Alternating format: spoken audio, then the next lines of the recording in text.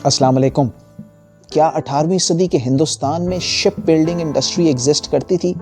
अक्सर सुना जाता है कि हिंदुस्तानी शिप्स कभी भी इस काबिल नहीं थीं कि वो ब्रिटेन की शिप्स का मुकाबला कर सकती। क्या ये सच है? सियासत तिजारत पे कैसे डायरेक्टली असरअंदाज होती है और होती आई है? बरतानिया ने दुनिया के ट्रेड रूट्स यानी तिजारती रास्तों के सिलसिले में कौन से कवानीन बनाए जिनसे हिंदुस्तानी शिपिंग इंडस्ट्री तबाह होकर रह गई? मैं हूं हसन मसूद और आप देख रहे हैं तारीखदान की mini series Britain's rise and India's Doom की छठी किस्त, हिंदुस्तान की शिपिंग इंडस्ट्री कैसे तबाह हुई। हमने पिछली किस्त में हिंदुस्तान से लूटे हुए हीरों की बात की थी। बहुत से लोगों ने वो किस्त बड़ी पसंद की और शेयर भी की। उसमें कोहिनूर हीरे की तारीख का भी जिक्र किया था जो बहुत इंटरेस्टिंग है। अगर आपने वो किस्त नहीं देखी तो लाजमी देखिएगा।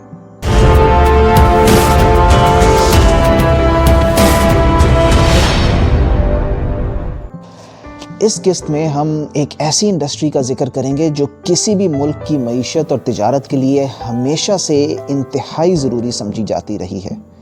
और वो है shipping and ship building industries, जिसका डायरेक्ट इम्पैक्ट होता है उस मुल्क की तिजारत और माल की आमद और रफ्त पे, जो फिर डायरेक्टली इन्फ्लुएंस करती है उसकी मईशत यानी इकॉनमी को। जितनी बड़ी शिपिंग इंडस्ट्री होगी उतनी ही बेहतर उस मुल्क की मईशत समझी जाएगी। पहले इस सारी कहानी का हम थोड़ा सा बैकग्राउंड डिस्कस कर लेते हैं। जब 15वीं, 16वीं और 17वीं सदी में खिलाफत उस्मानिया ने मेडिटरेनियन सी पे अपना कब्ज़ा जमा लिया था और एशिया और यूरोप के दरमियानी रास्तों को भी वही कंट्रोल करना शुरू कर चुके थे, तो आहिस्ता आहिस्ता बढ़ती हुई यूरोपियन कॉलोनियल ताकतों ने एशिया और अमेरिका के इलाकों से तजारत की गर्ज से मज़ीद रास्ते दरियाफ्त करने की कोशिश शुरू की। और फिर आपको पता ही है कि Portuguese explorer Vasco da Gama वो पहला यूरोपियन शख्स था जो 1498 में पहली बार अरबों के डिटेल्ड नक्शों को इस्तेमाल करके अफ्रीका के गिर्द घूम के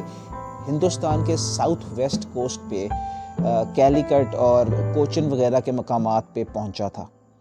और चंद ही सालों में वहाँ पे पोर्चुगीज़ ट्रेडिंग कॉलोनीज़ कायम हो गई थीं, जिनसे वो अपनी हिंदुस्तान से तेज़ी से बढ़ती हुई मसाले और सिल्क वगैरह यानी रेशम वगैरह के तिजारत को मैनेज किया करते थे।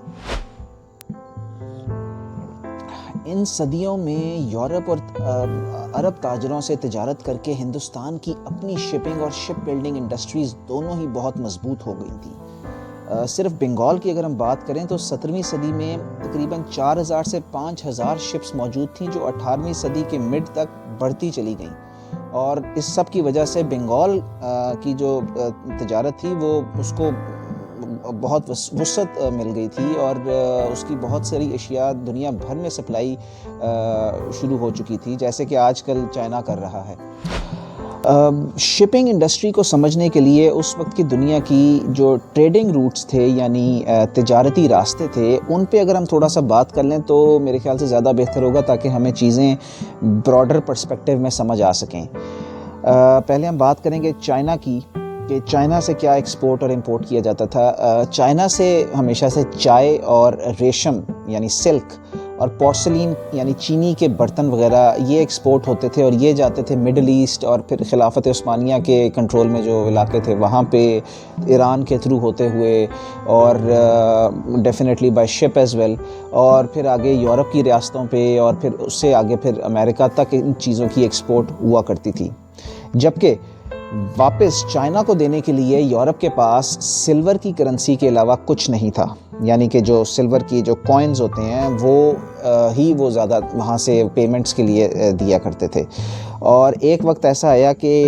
इस सब के वजह से बैलेंस ऑफ ट्रेड जो था, यानी इंपोर्ट और एक्सपोर्ट का जो एक बैलेंस होता है, वो इतना डिस्टर्ब हो गया था कि हालात यूरोप के लिए बड़े ख़राब हो गए थे,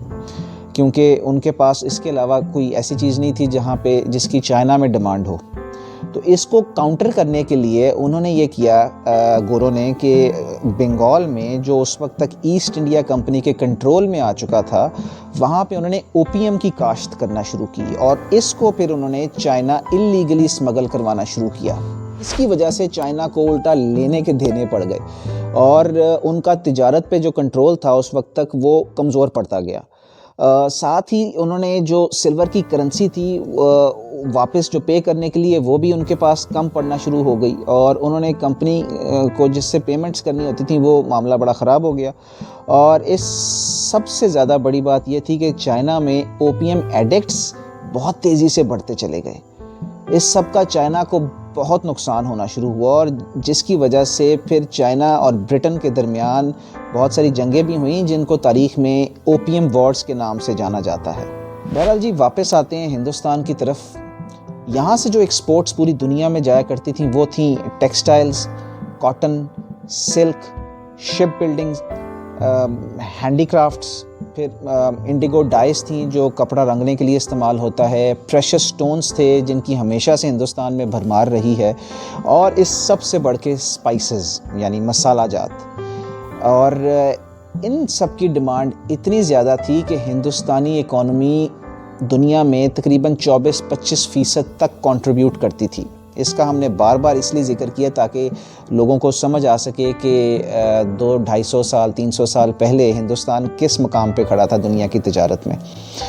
اور ہم نے اس سیریز کی تیسری قسط میں آلریڈی اس کا ذکر بھی کیا ہے کہ کیسے کمپنی نے ہندوستان کی ٹیکسٹائل انڈسٹری کو تباہ کیا۔ اس سب کے بدلے میں ہندوستان میں کیا امپورٹ کیا جاتا تھا؟ مختلف قسم کے مسالے جو یورپ سے نہیں، مڈل ایسٹ سے زمینی راستوں کے ذریعے آیا کرتے تھے۔ چینی، افغانستان، ایران اور سینٹرل ایشیا سے عمدہ قالین اور پردے اور اس طرح کے کپڑے، سونے چاندی جیسی قیمتی دھاتیں جو یعنی پریشس میٹلز جو لوکل کرنسی کے لیے استعمال ہوا کرتی تھیں، ایرانی گھوڑے وغیرہ وغیرہ۔ لیکن یورپ سے ڈائریکٹلی بہت ہی کم کچھ بھی امپورٹ کیا جاتا تھا۔ جب ایسٹ انڈیا کمپنی نے ہندوستان میں اپنے قدم جمانا شروع کیے تو انہوں نے سب سے پہلے یورپ سے بیلنس آف ٹریڈ یعنی ایکسپورٹ امپورٹ کو برابر کرنے کے لیے انہوں نے ہندوستان کی شپنگ انڈسٹری کو ٹارگٹ کرنا شروع کیا، کیونکہ اب وہ یہ دور تھا جب زمینی راستوں کی بجائے کموڈیٹیز کا سب سے زیادہ فلو سمندر کے ذریعے ہونا شروع ہو گیا تھا۔ اس کے لیے انہوں نے سب سے پہلے 1757 کی بیٹل آف پلاسی کے بعد یعنی بنگال پہ قبضہ جمانے کے بعد برٹش شپس کو ٹریڈنگ روٹس پہ تجارتی راستوں پہ مونوپلی دے دی تھی کہ جس پہ صرف برٹش شپس ہی ہندوستان سے کارگو لے کے آ جا سکیں، اور ہندوستانی مرچنٹ شپس پہ اتنی ڈیوٹیاں عائد کر دیں کہ جن سے ان کا پورا بزنس ماڈل انفیزیبل بنتا گیا۔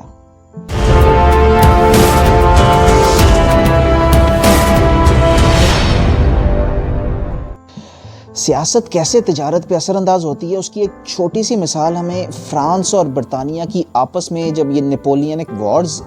ہوئی تھیں اس سے ملتی ہے۔ نیپولین کے ساتھ جنگوں میں جب برطانیہ کی بہت ساری شپس ڈوب گئیں اور ان کو نقصان پہنچا تو اس کے لیے انہوں نے ہندوستانی شپس کو اجازت دے دی کہ پھر وہ مال لے کر یورپ اور برطانیہ وغیرہ کا راستہ تجارتی راستہ تھا اس کو استعمال کر کے وہاں پہ اپنا کام کر سکیں، اور اس کی وجہ سے تھوڑی بہت انڈسٹری بہتر بھی ہوئی۔ لیکن پھر جب نیپولین کو برطانیہ نے شکست دی تو اس کے بعد دوبارہ پھر سے برطانیہ نے ہندوستانی شپس پہ پابندیاں عائد کرنا شروع کر دیں۔ اس کی ایک اور مثال ہمیں 20ویں صدی میں بھی ملتی ہے کہ جب ایک ہندو بزنس مین چدمبرم پلائی ان سب پابندیوں کے باوجود اپنا مدراس سے اپنا شپ بلڈنگ بزنس قائم کرنے میں کامیاب ہو گیا اور برطانیہ کی شپ بلڈنگ انڈسٹری کو کمپیٹ کرنا شروع کر دیا۔ کیونکہ وہ کانگریس پارٹی کا سپورٹر تھا تو انہوں نے یعنی برٹش راج نے اس کو اس کے نیشنلسٹ ویوز کی بنا پہ جیل میں ڈال دیا، اور جس کی وجہ سے پھر اس کا بزنس کمپلیٹلی ختم ہو گیا۔ ہندوستانی شپس ہمیشہ سے اپنی بہتر قسم کی مینوفیکچرنگ کی وجہ سے مشہور رہی ہیں۔ ان میں استعمال ہونے والی لکڑی اور ان شپس کا ڈیزائن برٹش شپس کے مقابلے میں بہت بہتر رہتا تھا۔ عام طور پہ برٹش شپس کی 10 سے 12 سال کی لائف ہوتی تھی، اور اس کے بعد وہ اس قابل نہیں رہتی تھی کہ ان کو سیفلی استعمال کیا جا سکے، جبکہ ہندوستانی شپس جو تھیں ان کی لائف تقریباً 20-22 سال تک تھی، اور جس کی وجہ سے ان کی بزنس فیزیبلٹی بہت بہتر ہو گئی تھی، اور پھر ہندوستانی شپس کی کاسٹ آف پروڈکشن بھی بہت کم تھی، جس کی وجہ سے ان کے جو کمرشل چارجز تھے وہ بھی کم تھے، یعنی کہ تاجر طبقہ برٹش شپس کے مقابلے میں کم ریٹس پہ اپنا مال دنیا بھر میں بھیج سکتا تھا، تو ڈیفینیٹلی وہ ہندوستانی شپس کو پریفر کرتا تھا۔ ان وجوہات سے برطانیہ کی اپنی شپنگ انڈسٹری کو بہت نقصان اٹھانا پڑتا تھا، لہٰذا انہوں نے قانون بنا دیا کہ ایک حد سے زیادہ چھوٹی ہندوستانی شپس جو ہیں وہ انگلینڈ کے ٹریڈ روٹس یعنی تجارتی راستوں میں استعمال نہیں ہو سکتی۔ اس قانون سے تقریباً 40% تک ہندوستانی شپس آؤٹ آف بزنس چلی گئیں، کیونکہ ہندوستان کا سب سے بڑا ٹریڈنگ پارٹنر ہی برطانیہ تھا اور اس کا ٹریڈ روٹ تھا جو کہ سب سے زیادہ منافع بخش تھا۔ پھر ایک اور قانون سے ہندوستانی شپس کو ابھرتے ہوئے امریکہ سے تجارت کے لیے بھی استعمال ہونے سے پہ پابندی لگا دی تھی۔ جو گلوبل ٹریڈ تھا، اسپیشلی جو زیادہ منافع بخش تجارتی راستے تھے، ان پہ وہ بالکل ختم ہو گئی تھی استعمال ہونا۔ ہندوستانی شپس صرف چائنا کے تجارتی راستوں میں استعمال ہونے کے قابل رہ گئی تھیں، جو بہت ہی زیادہ ان پروفیٹیبل سمجھا جاتا تھا، کیونکہ ہندوستانی مال کی چائنا میں تو ڈیمانڈ تھی، پر چائنا کی کوئی ایسی کموڈٹی اس وقت ایسی نہیں تھی یا پروڈکٹ ایسی نہیں تھی جس کی ڈیمانڈ ہندوستان میں ہوتی۔ یاد رہے کہ چائے جو کہ چائنا کی سب سے بڑی ایکسپورٹ تھی، وہ ابھی اس کی ڈیمانڈ ہندوستان میں ابھی پیدا نہیں ہوئی تھی، پر چونکہ چائے ڈائریکٹلی چائنا سے انگلینڈ پہنچانی ہوتی تھی، اس لیے وہ ڈائریکٹلی برٹش شپس میں ہی لادی جاتی تھی، کیونکہ جیسے آپ کو پہلے بھی بتایا ہے کہ ہندوستان برطانیہ کا جو تجارتی راستہ تھا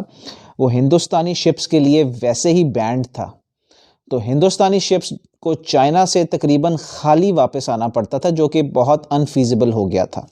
لہٰذا 1850 کے بعد ہندوستانی شپ بلڈنگ انڈسٹری تقریباً ختم ہو کے رہ گئی تھی۔ آج بھی چائنا اور امریکہ کی اکنامک اور ٹریڈ پالیسیز کی جنگ خطے میں طاقت کے پلڑے کو ایسے ہی اثر انداز کرتی رہتی ہیں۔ آپ دیکھ رہے ہیں تاریخ دان کی mini series Britain's rise and India's doom. میں ہوں حسن مسعود، جزاک اللہ۔